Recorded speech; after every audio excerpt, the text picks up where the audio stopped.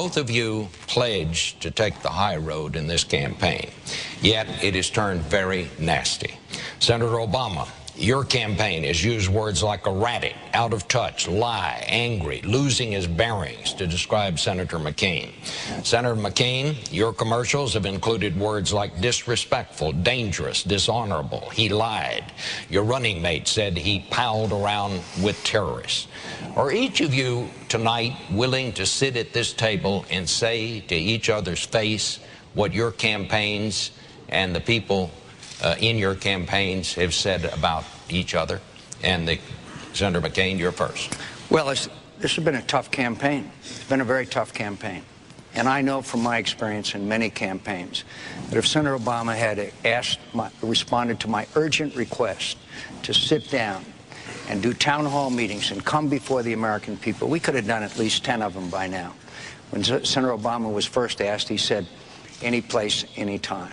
The way Barry Goldwater and Jack Kennedy agreed to do before the intervention of the tragedy at Dallas. So I think the tone of this campaign could have been very different.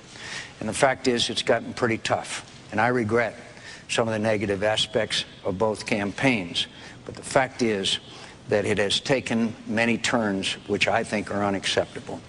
One of them happened just the other day when a man I admire and respect, I've written about him, Congressman John Lewis, an American hero, made allegations that Sarah Palin and I were somehow associated with the worst chapter in American history.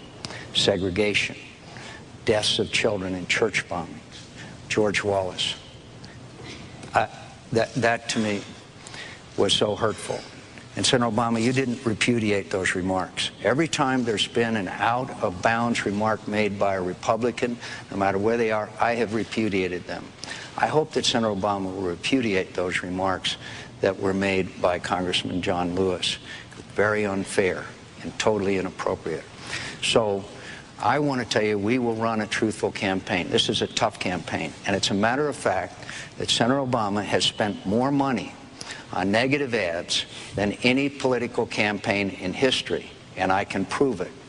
And Senator Obama, when he said, and he signed a piece of paper that said he would take public financing for his campaign if I did, that was back when he was a long-shot candidate, you didn't keep your word. And we looked into the camera and debate with Senator Clinton and said, I will sit down and negotiate with John McCain about public financing before I make a decision. You didn't tell the American people the truth because you didn't.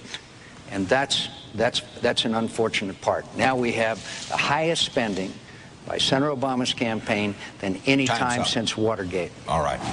Well, look, I think that we expect presidential campaigns to be tough.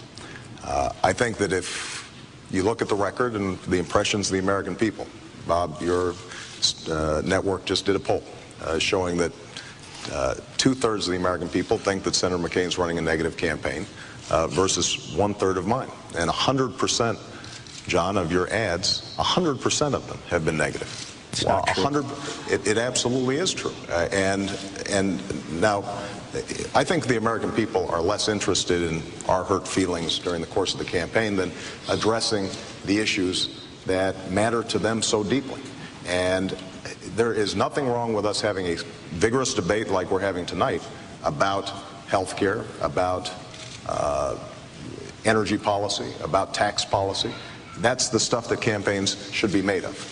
The notion, though, that because we're not doing town hall meetings, that justifies some of the ads that have been going up, not just from your own campaign directly, John, but 527s and other organizations that make some pretty tough accusations. Well, I don't mind being attacked for the next 3 weeks.